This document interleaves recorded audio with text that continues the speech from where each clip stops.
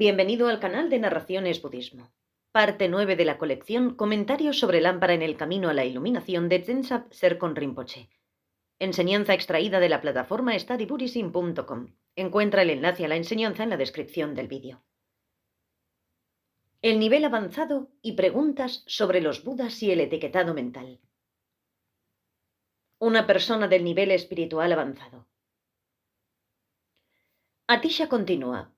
Cualquiera que desee totalmente eliminar por completo todos los sufrimientos de los demás, como él o ella haría con los sufrimientos incluidos en su propia continuidad mental, es alguien de la motivación suprema. Esto introduce el tema de alguien con un nivel avanzado o del gran nivel de motivación. La mente que desea que todos los seres se liberen del sufrimiento es lo que se define como compasión. La mente con la que deseamos que todos tengan felicidad se define como amor. La actitud con la que decimos, yo mismo voy a liberar a todos del sufrimiento y llevarlos a un estado de felicidad, se conoce como determinación excepcional. Nosotros mismos podemos tener esta determinación excepcional de hacer esta cosa extraordinaria. Sin embargo, no tenemos la capacidad para hacerlo. Incluso los arhats de las clases Sravaka y Pratyekabuddha carecen de la capacidad de liberar a todos de sus sufrimientos. Si preguntamos quién tiene esta habilidad, la respuesta es nadie excepto los Budas. Por lo tanto, necesitamos sentir que debemos alcanzar este estado iluminado de un Buda. No deseamos hacer esto por nuestro propio placer o felicidad. Deseamos alcanzar el estado iluminado de un Buda para poder ayudar a todos a liberarse del sufrimiento. Esto se conoce como el anhelo iluminador de la bodhicitta. La ceremonia ritual para generar la bodhicitta. A continuación, Atisha establece su intención de explicar los métodos utilizados por los grandes maestros anteriores para guiar a sus discípulos a través de la ceremonia ritual para generar un anhelo y objetivo iluminador de la bodhicitta. Dice así: para estos seres sagrados que han llegado a desear la suprema iluminación, explicaré los métodos perfectos que los gurús han mostrado.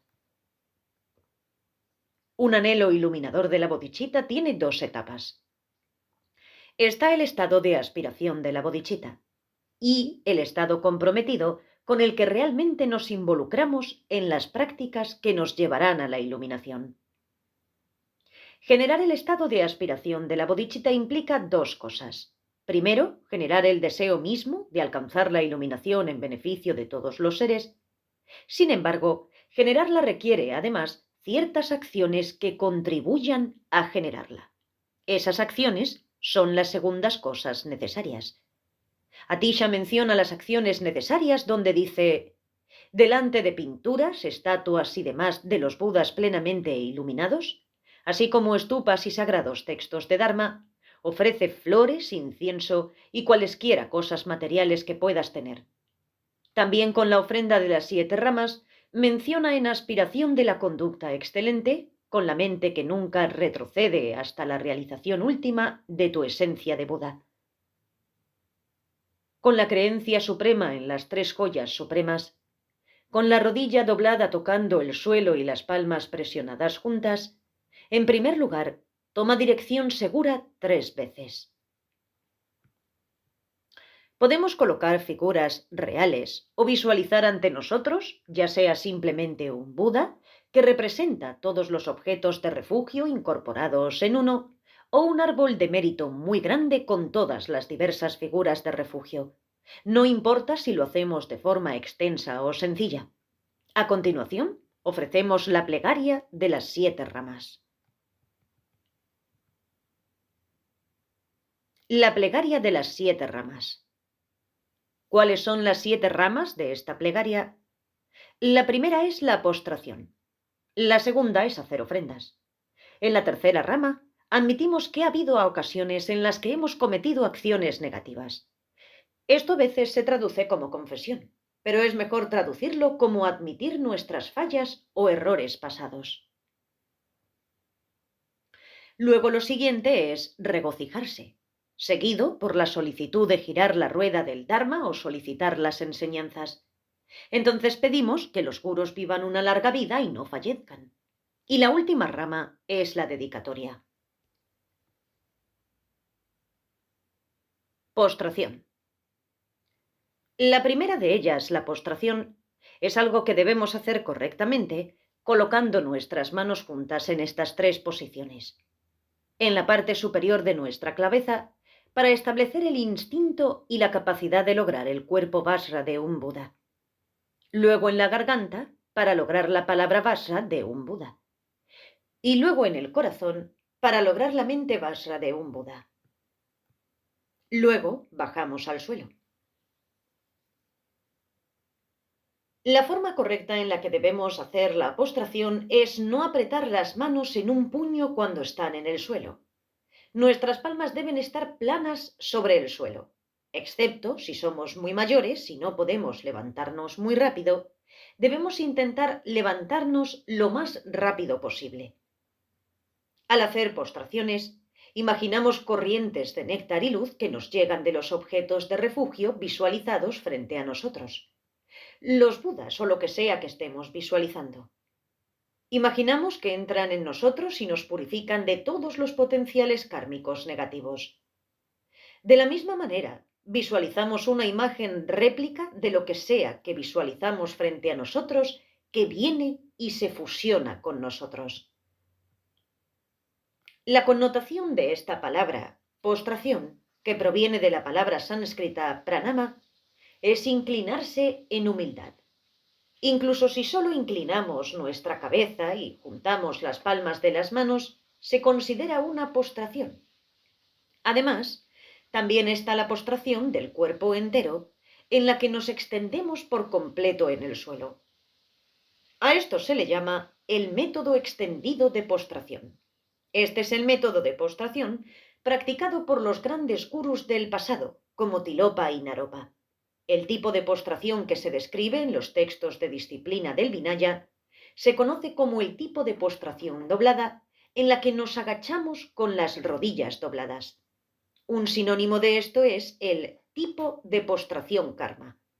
Todos estos son ejemplos de postración física o postración del cuerpo. Cuando en realidad recitamos la plegaria de refugio o diversas alabanzas de las buenas cualidades de las tres joyas, nuestro discurso se conoce como postración del habla o postración verbal.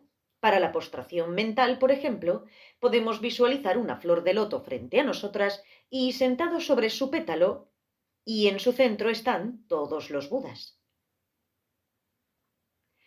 Cuando nos postramos ante esto, debemos imaginar que estamos emanando innumerables réplicas de nuestro cuerpo, todas haciendo postraciones con nosotros. Asimismo, deberíamos imaginarnos completamente rodeados por todos los seres vivos y todos ellos igualmente haciendo postraciones. Visualizar una magnitud tan enorme de figuras es un ejemplo de postración mental.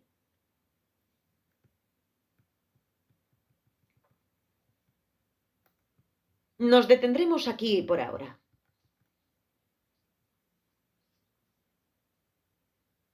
Comentarios adicionales sobre la población humana.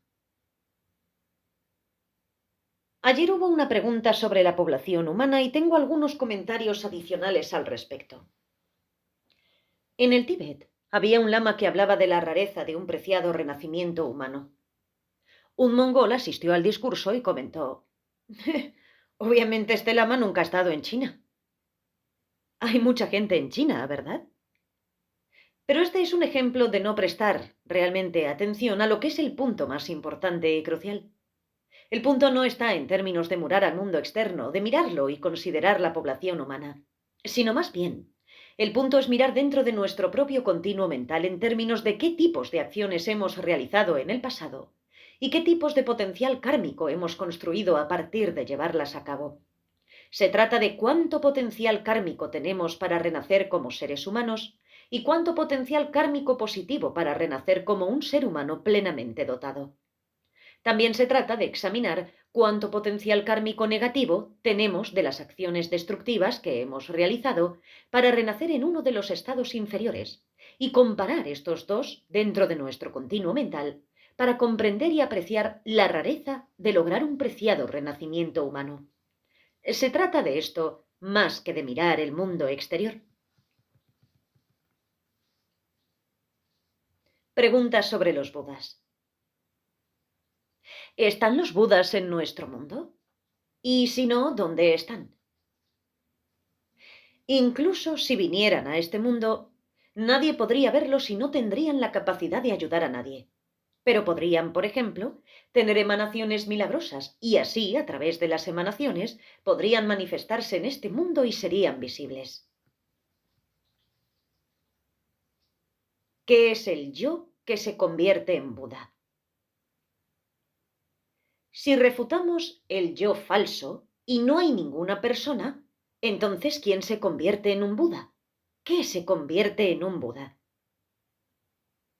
Bien, su pregunta es semánticamente extremadamente difícil, porque no podemos decir que un quién es una mente, porque una mente es un fenómeno consciente. La mente no es un quién. La pregunta de quién solo puede relacionarse con una persona. Cuando preguntas qué, estás preguntando qué tipo de fenómeno es. ¿Es un fenómeno consciente o un fenómeno físico? No puedes responder que una persona es una mente o algo físico. Sin embargo, podemos responder a la pregunta, ¿qué experimenta la mente?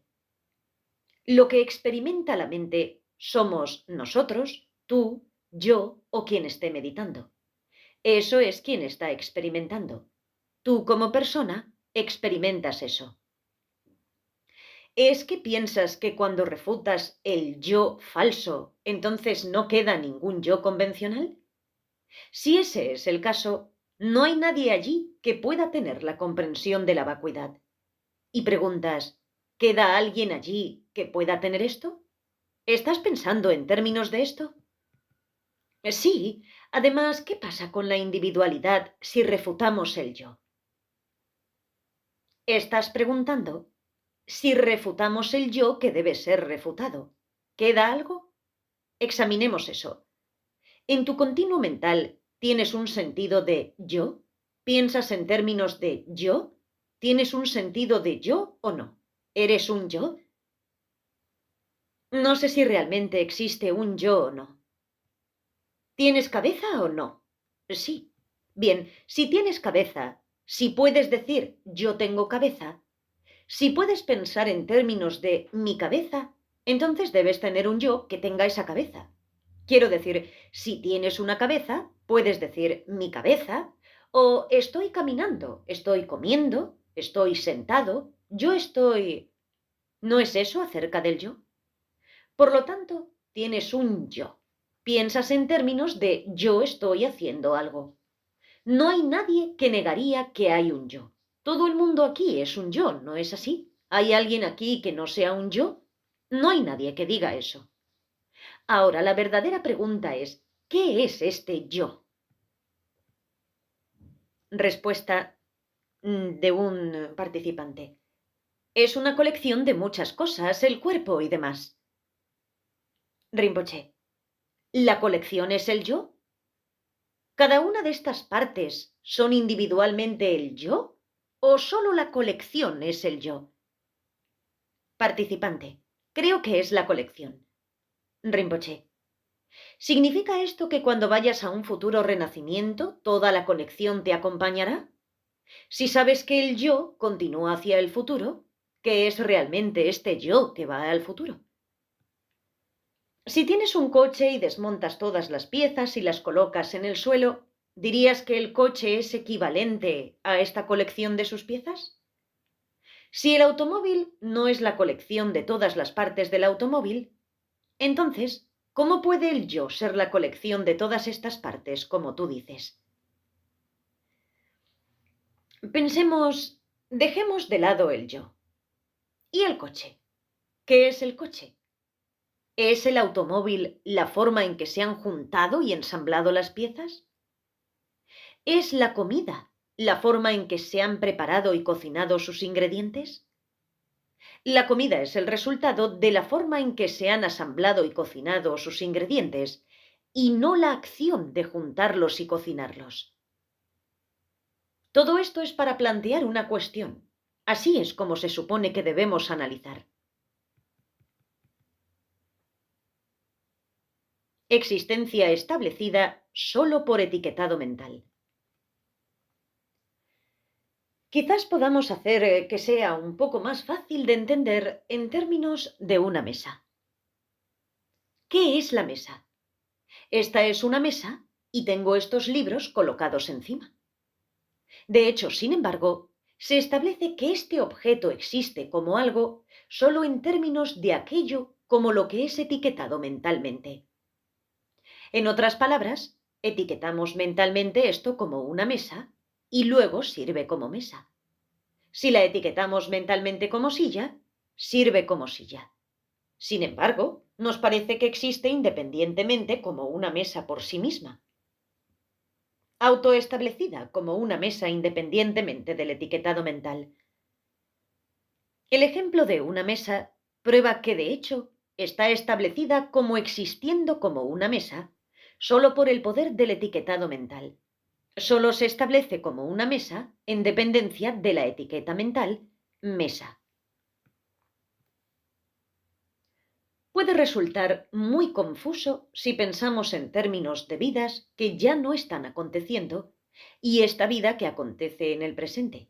Así que pensemos en términos de algo más simple. ¿Vas a casa esta noche? ¿Viniste aquí? ¿Hay alguien que haya venido de tu casa aquí esta noche? Hay tres yo en este ejemplo. El yo que está aquí ahora, el yo que se va a casa más tarde esta noche y el yo que vino aquí esta noche. Puedes decir que el yo que está aquí ahora se irá a casa esta noche. Sin embargo, no puedes decir que el yo que se va a casa esta noche es el yo que está aquí ahora. No puedes decir que es el yo que se irá a casa esta noche, pero puedes decir que yo se irá a casa esta noche. Sin embargo, no es el yo que está aconteciendo en el presente el que realmente se va a casa. Del mismo modo, el yo de una vida que aún no acontece no es el yo de ahora que está aconteciendo en el presente. Asimismo, también se puede decir que el yo que acontece en el presente vino de una vida que ya no está aconteciendo. Pero no se puede decir que el yo que está aconteciendo en el presente es el mismo yo que vino. Vino, pero no es el que realmente vino. En el futuro deberíamos realizar un análisis realmente serio de estos asuntos. Del mismo modo, podemos entender que tenemos esta habitación aquí. Y si de repente tuviéramos que instalar una estufa y algunas mesas y sillas y cosas así, podríamos llamarlo un restaurante. Pero solo se establecería existente como restaurante en dependencia de la etiqueta restaurante que se le aplique. No podría establecerse de antemano como un restaurante por sí solo. Es simplemente una habitación con mesas, sillas y una estufa. Solo ahora se establece que existe como restaurante por el hecho de que ahora lo etiquetamos como restaurante y lo llamamos restaurante. Del mismo modo, en términos de persona, si una persona es elegida para un cargo en el gobierno, digamos un funcionario en un tribunal de justicia, solo después de que se le haya otorgado el título de juez, se considera a sí mismo en términos de ser el juez. Es solo después de recibir el título que otras personas ahora piensan en él como un juez. Solo se establece que existe como juez en función de la etiqueta de juez que se le aplica. Sin embargo, no existe inherentemente desde su propio lado desde el tiempo sin principio autoestablecido como juez. Solo se establece que existe como juez en virtud de su título, la etiqueta juez. Asimismo, todas las cosas existen establecidas como siendo esto o aquello, en dependencia solo de sus etiquetas mentales como siendo esto o aquello. Sin embargo, parece que su existencia como esto o aquello está autoestablecida desde sus propios lados, independientemente de las etiquetas mentales que se les apliquen como esto o aquello. Desde el principio, imaginamos que están establecidas como esto o aquello por sí mismas, pero de hecho eso es falso. Esa no es la forma en que se establecen como existentes, como esto o aquello. Las cosas se establecen como existentes, como esto o aquello, en dependencia solo de las etiquetas mentales aplicadas a la base para etiquetarlas como tales. El entramado de todas sus partes, causas, etc. Están etiquetadas mentalmente como esto o aquello sobre la base de ese entramado. Este es también el caso incluso en términos de la etiqueta mental, fenómeno existente válidamente conocible. ¿Significa esto que podemos etiquetar cualquier cosa como queramos y se convierte en eso? Estás confundiendo dos cosas. No porque alguien te etiquete como algo en el pasado, automáticamente te convertirás en eso. No es así. El hecho de que alguien diga que tienes mal genio no te hace tenerlo automáticamente. Puede que tengas mal genio o puede que no. Si alguien dice que tienes mal genio, es un nombre que se aplica a ti o no se aplica a ti. Si digo que este libro tiene mal genio, es absurdo. Eso no hace que el libro se enoje todo el tiempo o tenga mal genio. Allí no hay inclusión. El hecho de que alguien te dé una etiqueta mental no significa que estés establecido como lo que dice esa etiqueta. Si te etiquetan mentalmente sobre la base de tu mal genio como alguien que tiene mal genio, entonces existes válidamente como alguien que tiene mal genio en la medida en que estás correctamente etiquetado.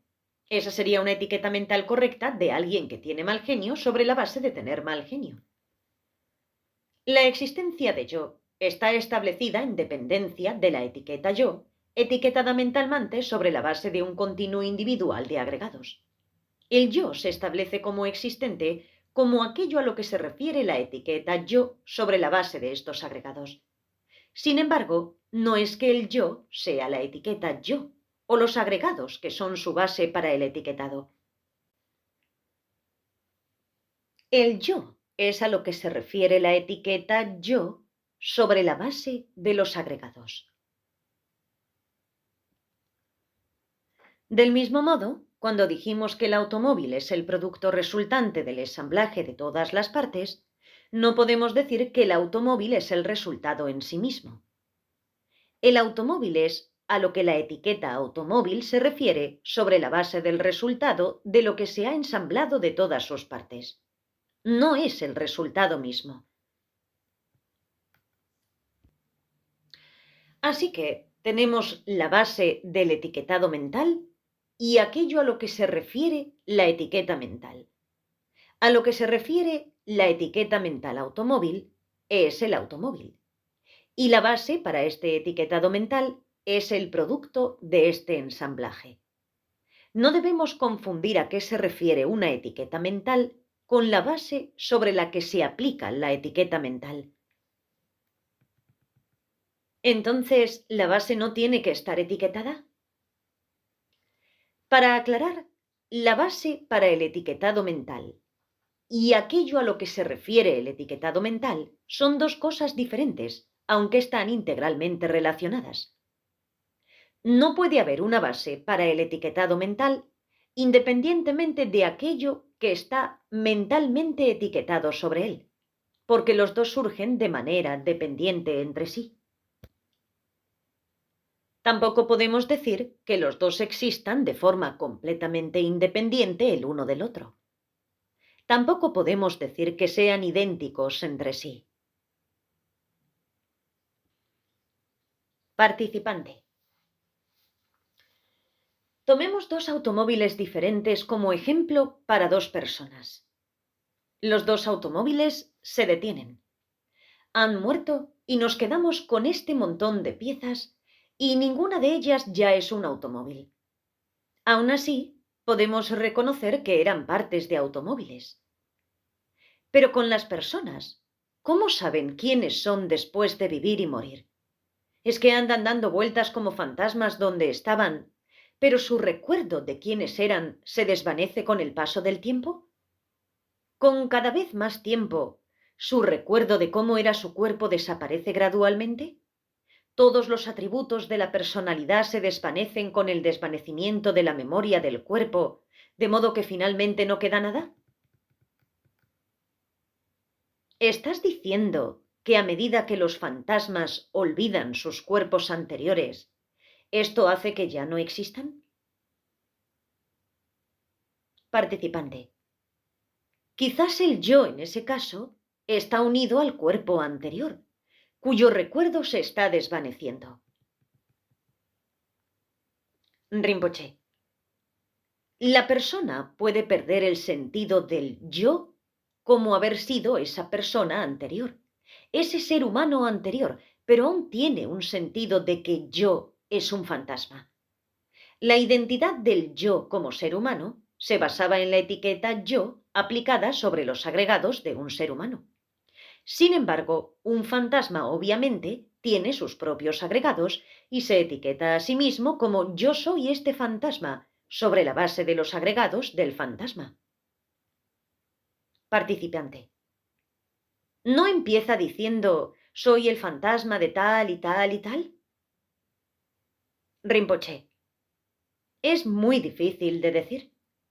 En general, los fantasmas pertenecen a la categoría de espíritus hambrientos pretas. Hay muchos tipos diferentes de fantasmas y algunos de ellos pueden tener un recuerdo de que fueron una persona en particular en una vida anterior. Sin embargo, la mayoría de ellos no tiene ese tipo de memoria. Participante. ¿No son todos los espíritus hambrientos lo que queremos decir cuando en Occidente nos referimos a fantasmas? Rinpoche. No, no todos los fantasmas son espíritus hambrientos. ¿Todos los seres humanos son ladrones? No. Transcripción editada de un seminario. Junio de 1980. Londres, Inglaterra. Traducido por el Dr. Alexander Berzin.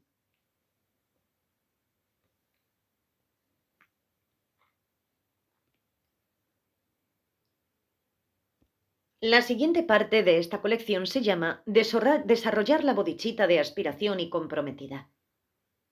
En la descripción del vídeo puedes encontrar nuestro enlace al grupo de WhatsApp. Gracias por escuchar.